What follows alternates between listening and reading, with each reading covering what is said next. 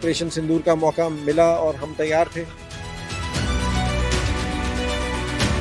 सबको पता है नौसेना की क्षमता क्या है और नौसेना के जहाज क्या कर सकते हैं। अगली बार नौसेना का वार। आईएनएस सूरत इंडियन नेवी का डिस्ट्रॉयर केवल नाम का डिस्ट्रॉयर नहीं है, सही मायने में विध्वंसक है। प्रधानमंत्री मोदी ने इस वारशिप को कमीशन किया और ऑपरेशन सिंदूर के दौरान भी पाकिस्तान को बांधे रखा इसी शिप ने। और बात करने के लिए हमारे साथ है शिप के कैप्टन संदीप सौरी। क्या खास बातें हैं इस वारशिप की अगर बात करें? भारतीय नौसेना का लेटेस्ट जहाज है, 7,600 टन का है और इसमें अत्याधुनिक weapons, sensors, missiles, BrahMos missile, sonar, जो कुछ होना चाहिए एक डिस्ट्रॉयर में उससे ज़्यादा है। तो बहुत ही ज़्यादा ताकतवर जहाज़ है इस श्रृंखला का। और दुश्मन का जो चाहे सरफेस पे जहाज़ हो, उसका वॉरशिप हो, या फिर दुश्मन की मिसाइल हो, या दुश्मन का एयरक्राफ्ट हो, या दुश्मन की पनडुब्बी हो, उस सब को टारगेट करने की क्षमता रखता है सूरत। और सबसे ख़ास बात है कि इस जहाज़ का क्रू बेस्ट है। तो हम आपकी ऐसे में- जिम्मेदारी तो और बढ़ जाती है। प्रधानमंत्री मोदी ने इस वारशिप को आईएनएस सूरत को राष्ट्र को समर्पित किया है सर।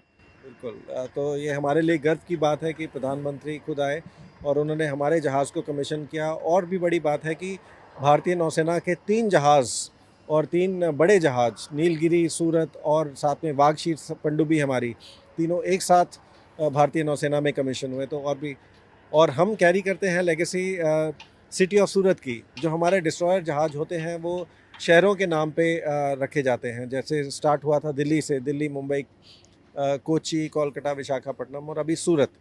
और सूरत जानते होंगे आपकी पहले जो मैरीटाइम हेरिटेज है सूरत की, वो बहुत ज़्यादा हाई लेवल पे है। और सूरत शहर था जहाँ पे पहले ट्रेड होता था। सूरत शहर था जहाँ हमारा बंदरगाह था, आज से 200-250 साल पहले। बॉम्बे के में आने के बाद सूरत का थोड़ा सा मैरीटाइम लेवल कम हुआ है, मैरीटाइम उसका सिग्निफिकेंस थोड़ा कम हुआ है। बट सूरत के लोग जो है आज भी वो एंटरप्रेन्योर उसी लेगेसी को आप आगे बढ़ा रहे हैं। उसी लेगेसी को, उस शहर को ऑनर कर रही है भारतीय नौसेना। एंड हमें पता है अपनी रिस्पॉन्सिबिलिटी की सूरत शहर का नाम भी आगे बढ़ाना है, भारतीय नौसेना का नाम भी आगे बढ़ाना है। और हम लगे हुए हैं उसमें, हम रेडी है। सर एक आम आदमी को पॉइंट ऑफ व्यू कि डिस्ट्रॉयर होने का क्या मतलब होता है एक विध्वंसक की बात करें तो? जो भारतीय नौसेना या किसी भी नौसेना में जो जहाज़ होते हैं वो अलग अलग श्रेणी के होते हैं। एक एयरक्राफ्ट कैरियर होता है जो बड़ा जहाज़ होता है जिस पे फाइटर एयरक्राफ्ट लैंड करते हैं। फिर कोई टैंकर एयरक्राफ्ट होता है जिसका काम है फ्यूल और राशन सप्लाई करना दूसरे जहाज़ों को। और जो वॉरशिप कैटेगरी में होते हैं वो छोटा जहाज़, मिसाइल कॉर्वेट से लेके फिर फ्रिगेट आता है और फिर डिस्ट्रॉयर आता है। तो बड़ा जहाज़ है जिसमें क्षमता है कि किसी भी डायमेंशन में, चाहे वो दुश्मन का सरफेस वॉरशिप हो या फिर उसकी एयरक्राफ्ट हो, उसकी पनडुब्बी हो, किसी भी श्रृंखला में, किसी भी डायमेंशन में अटैक कर सके, डिटेक्शन कर सके, क्लासीफाई कर सके टारगेट को। और आपके जो सेंसर हैं एयरक्राफ्ट को भी ट्रैक कर सकते हैं, उसको मार गिरा सकते हैं। और समंदर के अंदर बात करें तो पनडुब्बी में को भी आप लोग मार गिरा सकते हैं दुश्मन की बात करें तो। आप नाम लीजिए किसी भी प्लेटफॉर्म का, चाहे वो पनडुब्बी हो, एयरक्राफ्ट हो, मिसाइल हो, या दुश्मन का वॉरशिप हो, और हम उसको क्लासीफाई और उसको टारगेट कर सकते हैं। बिल्कुल, और निशाना को चूकता नहीं, एकदम बिल्कुल परफेक्ट होता है। बिल्कुल भी नहीं। बिल्कुल, निशाने पे हमेशा वार।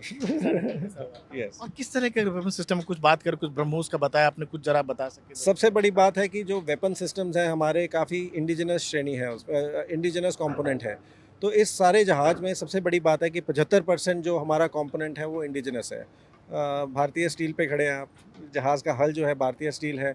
उसके बाद चाहे इसके अंदर जो भी प्रोपल्शन का या फिर इलेक्ट्रॉनिक्स कंपोनेंट हैं, या फिर रडार्स हैं या मिसाइल्स हैं, सब में तकरीबन मिला के 75% इंडिजिनस कंपोनेंट है।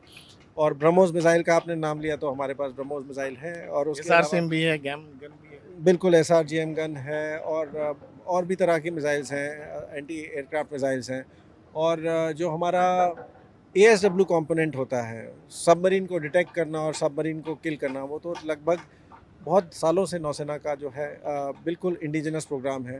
तो वो तो वहाँ तो ऑलमोस्ट 100% हमारी इंडिजिनस कैपेबिलिटी है।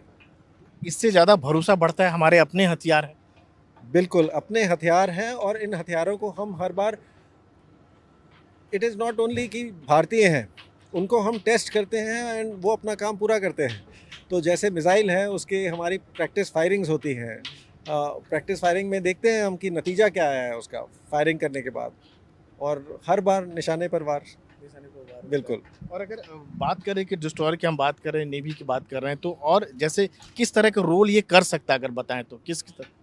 जो एक वॉरशिप होता है, कोई भी वॉरशिप इस साइज़ का, इस तरह का डिस्ट्रॉयर, उसमें इतनी ऑर्गेनिक कैपेबिलिटी है कि नेवी का जो मिलिट्री रोल तो है वो तो करेगा, वॉर पे जाके जो भी उसका काम है, दुश्मन का को न्यूट्रलाइज करना, वो तो करेगा। उसके अलावा कंस्टेबलरी रोल है, जिसमें पुलिसिंग रिक्वायर होता है, पेट्रोल करना होता है किसी एरिया में, या फिर आपको सर्च एंड रेस्क्यू करना है। सर्च एंड रेस्क्यू, अभी आपने सुना होगा कि क्या, एक जो पीड़ित जहाज़ था वैन हाई 503, उसके क्रू को हम सर्वाइवर्स को हमने समुद्र से उठाया और उनको फिर मेडिकल एड देके मैंगलोर पोर्ट में उस एजेंसी के पास उनको मेडिकल सपोर्ट उनको मुहैया कराया। तो सर्च एंड रेस्क्यू के लिए यूज़ होता है। उसके बाद डिप्लोमेटिक रोल भी है, क्योंकि ये जहाज़ अभी यहाँ से निकलेगा, किसी और देश में जाएगा, तो ये भारत को दर्शाता है। जब हम भारत का झंडा लेके दूसरे शहर में जाते हैं, दूसरे कंट्री में जाते हैं, और उनको बताते हैं, पीस का और फ्रेंडशिप का मैसेज लेके जाते हैं उनके पास, तो ये सब है। ये इतनी ताकतवर भी अगर बात करेंगे, एक आम शब्दों में बात करें तो कितना किलोमीटर का एरिया ये कंट्रोल करता है जहाँ ये डिस्ट्रॉयर सूरत होगा तो? एक रफ फिगर अगर मोटे में बता सके एक आम आदमी के साथ। बहुत सारे किलोमीटर, आई मीन, अगर आप देखेंगे जो हमारी मिसाइल की क्षमता है, वो बहुत 100, 300, 400 किलोमीटर ऐसे रेंजेस हैं। तो मतलब कि उस रेंजेस पे हम फायर कर सकते हैं अपना वेपन, उस रेंजेस तक हम अपना कंट्रोल कर सकते हैं एरिया, चाहे कोई एयरक्राफ्ट हो, चाहे कोई मिसाइल हो, चाहे पनडुब्बी हो। तो काफ़ी काफ़ी क्षमता है। और ये सब कुछ मॉडर्न यहाँ पर फैसिलिटी है, अग्निवीर भी है यहाँ पर, मतलब खाने पीने की बात करें या से इक्विपमेंट की बात करें।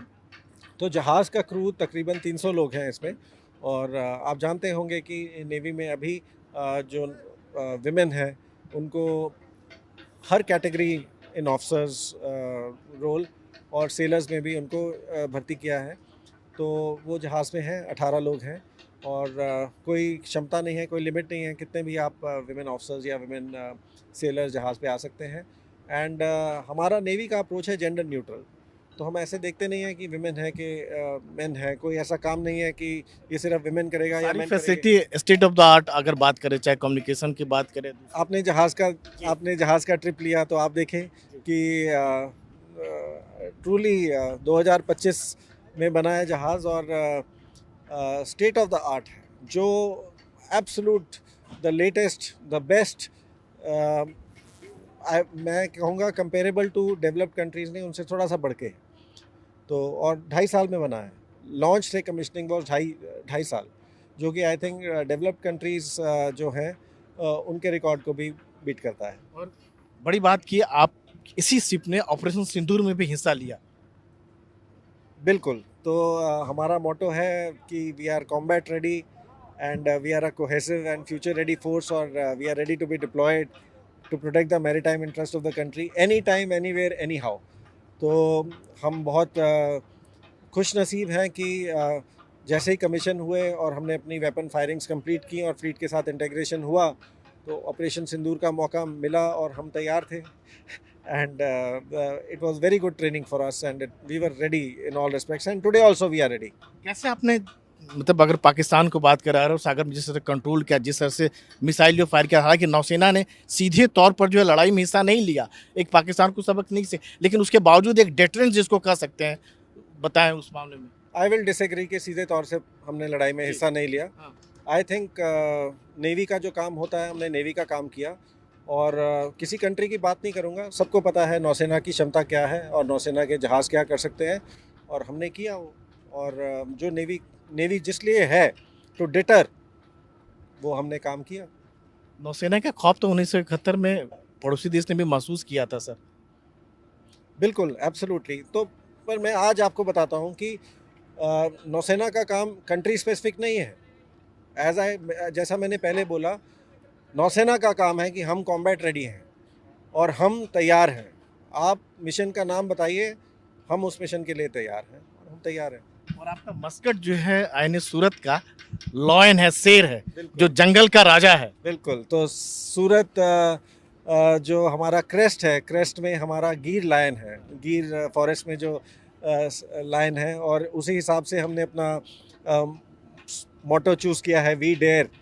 और जो जहाज़ में हैं, हम आपस में एक दूसरे से बात करते हैं कि हम सब सिंह हैं, हम सब शेर हैं।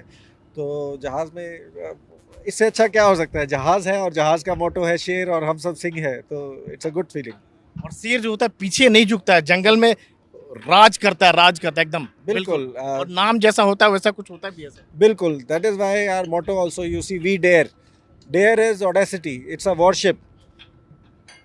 हम तैयार हैं, हम वॉरशिप हैं, हम शेर हैं, जंगल के राजा हैं।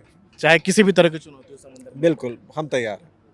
तो जाहिर सी बात है कि समंदर में किसी भी तरह की चुनौती हो, आईएनएस सूरत जो जिसका मस्कट है लॉयन, शेर, सिंह, तैयार है। आईएनएस सूरत से कैमरामैन रोहित विश्वकर्मा के साथ राजीव रंजन, एनडीटीवी इंडिया।